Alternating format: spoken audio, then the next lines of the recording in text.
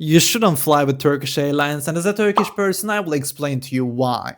A couple months ago, I was supposed to fly from Istanbul to Düsseldorf at 21:05. I was expecting a half an hour of delay as always, so I was patient while waiting on the boarding line.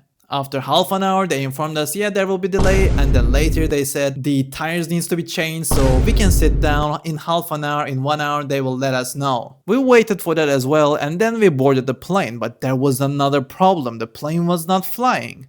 Wait a minute! Not really what you expect when you board a plane. After a little bit more chaos, they informed us that one of the passengers forgot a power bank in the cargo, so they will need to remove that. And then shortly after, they let us know that the flight is cancelled, we can leave the plane. Because they found out that the Düsseldorf airport closes at 23 and they will not be able to land by the time we reach there. Almost like they could have known that. And I should stress to you how terrible the communication was. Most people did not even understand what was going on. A girl behind me was very stressed, she was about to cry, she was fearing that she will get fired from her job that she needs to work tomorrow. And one of the flight attendants thought that, okay, this is my moment, I should scold this girl. Next time you should make your plan more responsible. Don't fly on the last day.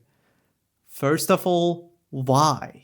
Why do you have to argue with that girl? No one is confronting you. It's not your company. You're just a flight attendant. Even if someone confronts you, just say that it's not your responsibility and move on. Why do you make that girl cry? Anyway, we get out and wait for an explanation. We wait for an explanation. We wait for an explanation. And then the explanation arrives. First, they explain it in Turkish, and then they try to explain it in English.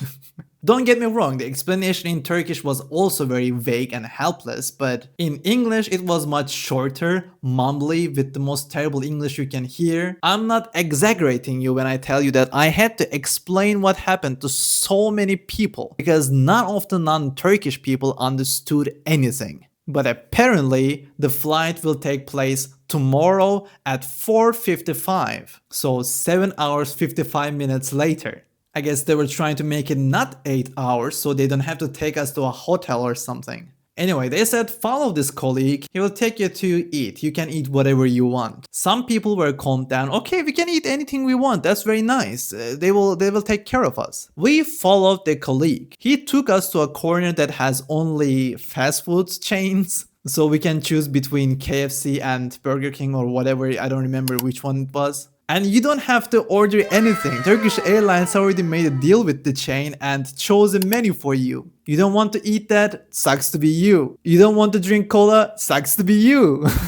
Fun fact about me, I very rarely choose food. I don't remember when was the last time I said I didn't like this food. Well, I didn't like that food.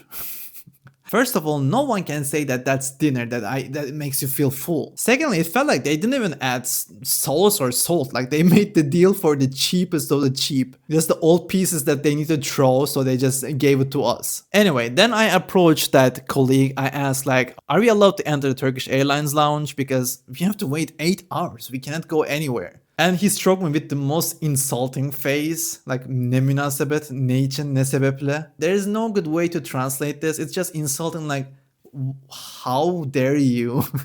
What would you be doing in the lounge? And so yeah, it was no. And I should also inform you that we had sick people, old people. They sat for 8 hours on the waiting chairs. We are not given dinners, snacks, water, coffee, anything. And then with time skip to the morning, we get in the boarding line, specifically designed so that it's not 8 hours delay, it's 7 hours 55 minutes. Well, at 4:20 I was still waiting for the boarding to start. Anyway, there was no more problems after that. We landed in Düsseldorf. I wrote a complaint saying that I want to be compensated because according to the European Union passenger law, you have to pay me 400 euros. And you have to compensate for the water and coffee and snacks that I bought in the night. They said, no, we can't do that, but we can give you a gift of 500 liras if you want, but that's all you are getting from us. So this is the premium experience that is waiting for you if you fly with Turkish Airlines. Not that it matters, but they did not even send a mail saying that we are sorry for the inconvenience. Neither did the staff say that at the airport. No one said sorry, no one apologized. No one tried their slightest to compensate in any way, economically or or socially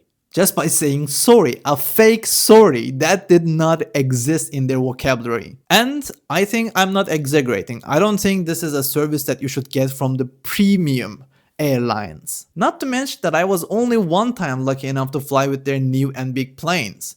They always cancel it in the last second and you get the old small plane where you barely fit. And they don't care about what seat you booked. You still have to sit next to the babies. At this point, what is the point? Why should I not just buy the cheapest airlines? So yeah, this was my experience with Turkish Airlines and this is why I will never fly with them again. And also I should note that I will not give up from that compensation money either. I don't care if I have to spend more than the compensation itself. So thank you for watching and do not fly with Turkish Airlines. And if you don't fly with Turkish Airlines, I think that's beautiful.